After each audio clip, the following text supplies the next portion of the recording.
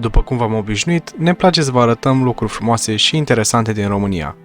Iar pentru că țara aceasta are resurse infinite care să îți bucure privirea și sufletul, astăzi vă vom prezenta 12 minuni turistice din România. Iar pentru că am reușit să ne adunăm peste 1000 de abonați pe acest canal, v-am pregătit și un giveaway. Dar rămâneți până mai încolo ca să aflați despre ce este vorba și cât de simplu este să participați. Cu siguranță, țara aceasta are foarte multe de oferit, fiind o țară care le are pe toate: munte, mare, tradiții și peisaje cu totul și cu totul deosebite. Iar un prim exemplu de loc deosebit din România este plaja dintre Stânci, din Șuncuiuș, Bihor. Nu doar în străinătate puteți găsi plaje interesante. Și în România există o plajă săpată chiar în inima munților, care te va face să te gândești măcar pentru o secundă la exoticul Thailandei.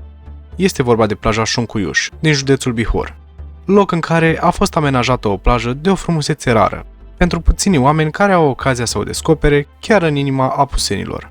Vinovat pentru această plajă este Crișul, care a săpat în stâncile din zonă și a format peisajul acesta superb. Față de Thailanda, diferența este că până la Șuncuiuș nu trebuie să zbori cu avionul, ea fiind relativ aproape de București și de Cluj, dar în special de ultimul oraș. Din alt punct de vedere, este adevărat că plaja din România este incomparabil mai mică, dar foarte cochetă, iar în locul Oceanului Azuriu, aceasta se află pe malul râului Criș. O altă atracție turistică despre care vrem să amintim este chiar satul din munți, Fundata, județul Brașov. Și poate că acum te întrebi ce este așa special cu acest sat. Special pentru această localitate este faptul că se află la altitudinea de 1304 metri, ceea ce face din Fundata cea mai înaltă localitate din țară. Fundata se află între Bran și Rucăr și este împrejmuită de munții Bucegi și de munții Piatra Craiului. Fundata are o populație de doar 845 de locuitori în 774 de gospodării, fapt care transformă acest sat într-unul autentic pitoresc în care merită să ajungi și să te plimbi pentru a admira peisajele locului.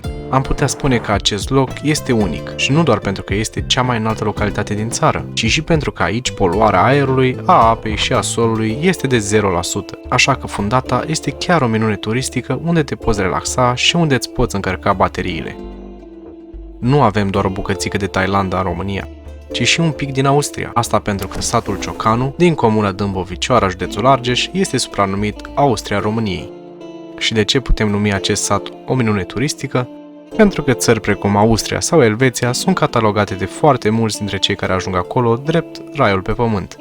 Deosebit de frumoase, cu peisaje luxuriante și natură cât vezi cu ochii. Aceste destinații sunt perfecte pentru o escapadă în aer liber, departe de agitația urbană, exact ca și satul Ciocanu. Precum Fundata, acesta se află la înălțime, mai exact la 1200 de metri altitudine. Indiferent de anotimp, satul Ciocanu își păstrează frumusețea sa rară. Tabloul magnific este completat de ospitalitatea localnicilor. Satul nu are foarte mulți locuitori, dar suficienți cât să te impresioneze. Aproape fiecare gospodărie are vaci sau oi, panorama aducând aminte de pajiștile din Austria sau Elveția. Totodată, dacă ești pasionat de bucătăria tradițională, aici vei găsi cu siguranță doar produse 100% naturale. Uneori simți concediul ca fiind prea scurt pentru a te împărți între mare și munte. Iar pentru cei care experimentează aceste sentimente, în România se regăsește Colibița, Marea de la Munte.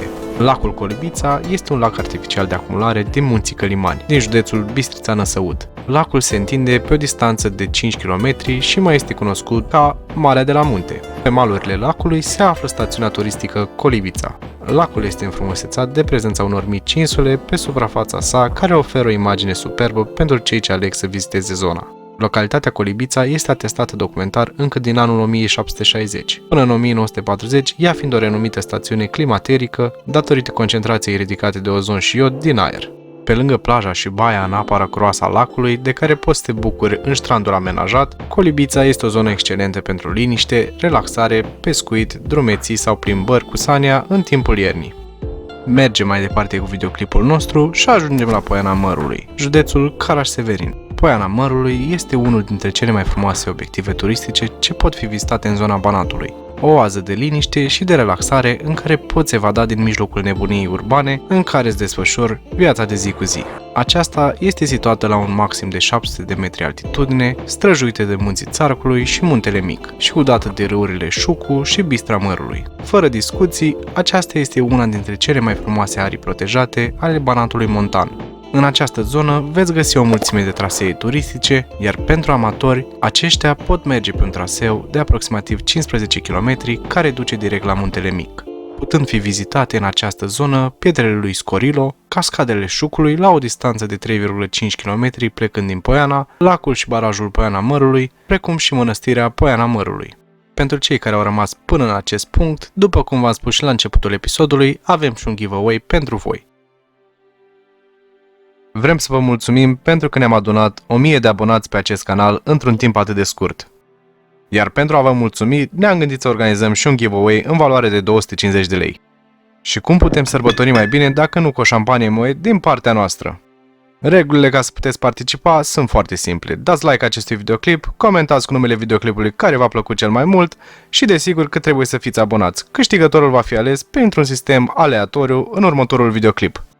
Dacă nu o să fiți cel care câștigă, nu vă supărați, pentru că de acum vom organiza astfel de giveaway-uri la fiecare 500 de abonați care vin pe canalul nostru. Continuăm multă un loc care poate fi numit o minune turistică și anume Albac, paradisul din Apuseni. Albac este o comună aparent izolată de lume, aflată în inima munților Apuseni, în județul Alba. Principalele ocupații ale localnicilor sunt turismul rural, prelucrarea lemnului, creșterea animalelor și exploatarea marmurei. Stațiunea Albac este locul ideal pentru a petrece o vacanță în mijlocul naturii, la poalele munților, într-un sat care a păstrat intacte obiceiurile moților.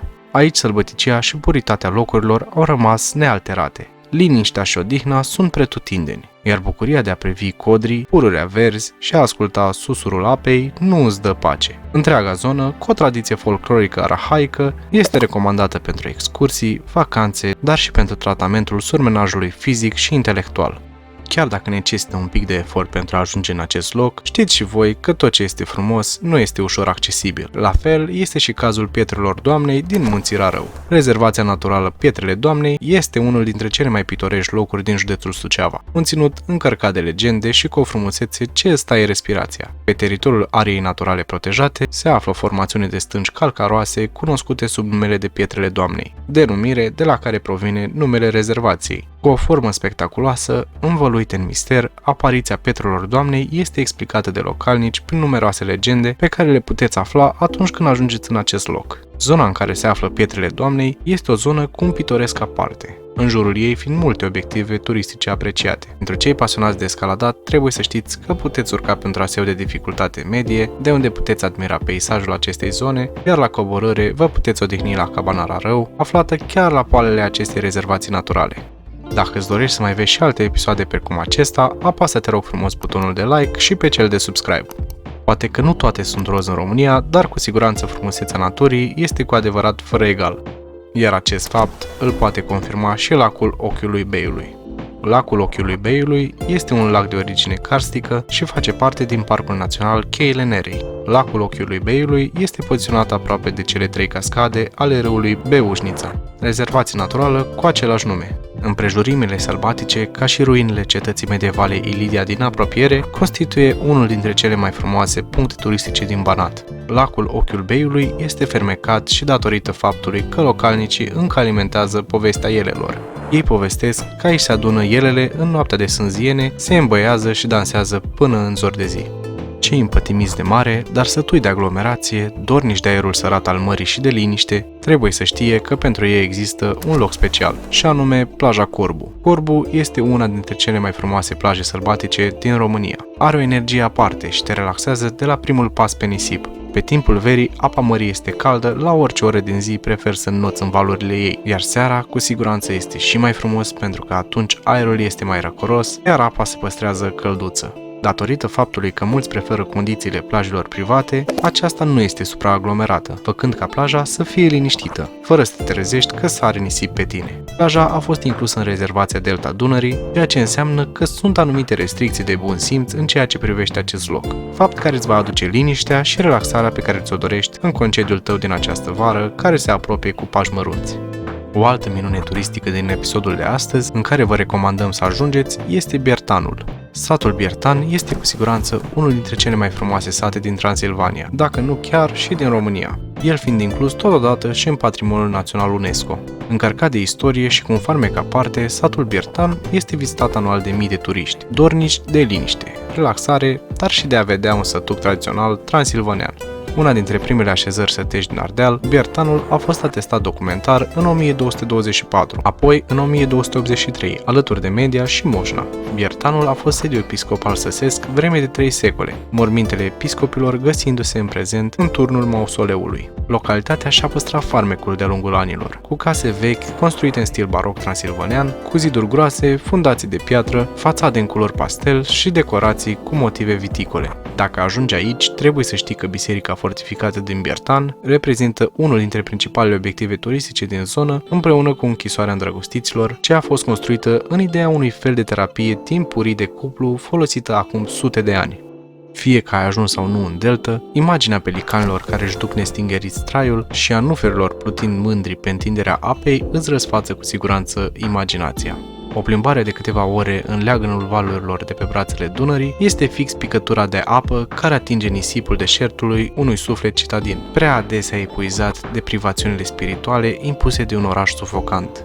Delta Dunării este atât de spectaculoasă încât mulți turiști străini care o vizitează plâng când văd spectacolele unice oferite de natură. Este extraordinar să observi de aproape păsările în habitatul lor natural și ai impresia că ești într-un bas, când te plimbi cu barca sau caiacul pe canale, printre nuferii albi și galbeni care decorează rezervația. Pentru iubitorii de natură, delta este un adevărat rai pe pământ. Ei pot admira dansul păsărilor, dar și flora care creează peisaje de vis pe care nici cei mai iscusiți artiști nu le pot reproduce. Ultimul loc care poate fi numit minune turistică din episodul de astăzi, în care vă recomandăm să ajungeți, este complexul Harmony din Predeal, județul Brașov. Dacă atunci când erai mic ți-ai dorit să ai și tu în curtea bunicilor o căsuță în copac, ca cele despre care poate citeai doar în cărți, dar nu s-a putut, acum este momentul să-ți iei câteva zile de odihnă într-o căsuță din copac. Harmony se adresează atât familiilor, cât și cuplurilor ce doresc intimitate, romantism, simplitate, liniște, dar și multă natură. Este o excepție din cotidian, este o mică lume pe cont propriu, concentrându-se pe natură, simplitate și bunăstare, care își schimbă culoarea odată cu anotimpurile și are la mijloc motivul reîntoarcerii omului în și către natură. Harmony este o destinație de vis, iar casele în copac cât și observatorul fac ca visul unui copil să devină realitate sau poate chiar visul unui adult care în adâncul lui încă mai copilărește. Dar pentru că acest episod a ajuns la final, dacă ți-a plăcut, te-aș ruga să-i dai un mare like și un subscribe la canal. Eu vreau să vă mulțumesc din nou pentru că am depășit pragul de 1000 de abonați, iar până data viitoare, stay safe!